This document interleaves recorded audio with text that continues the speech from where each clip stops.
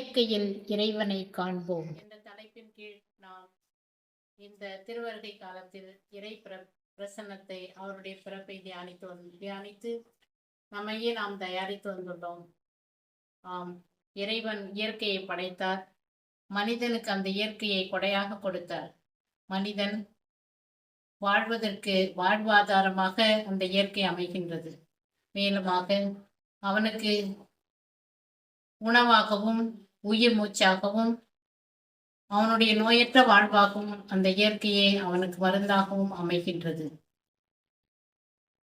இயற்கையை மிகவும் தன் உயிரினும் மேலாக நேசித்ததால் தான் புனித அசுசியார் இயற்கையோடு இணைந்து வாழ்ந்தார்.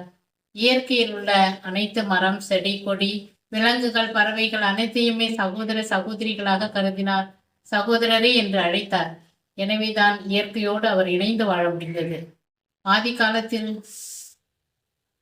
துறவிகள் கூட காட்டில் இயற்கையை உணவாக கொண்டு வாழ்ந்து வந்தனர். எனவேதான் அவர்கள் விரைவாக இறைவனை அடைய முடிந்தது.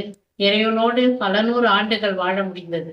இன்று நாம் இந்த இயற்கையை, கடவுள் கொடுத்த இந்த கொடையை நாம் சரிவர பயன்படுத்தாது அதை நாம் பாழ்படுத்தியதால் தான் இயற்கையின் பேரிடர்களால் மனிதர்கள் துன்பப்பட வேண்டிய சூழ்நிலை ஏற்படுகின்றது.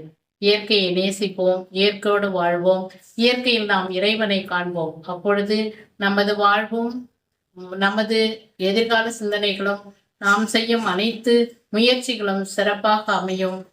வாழ்த்துக்கள். Happy Christmas and happy new year.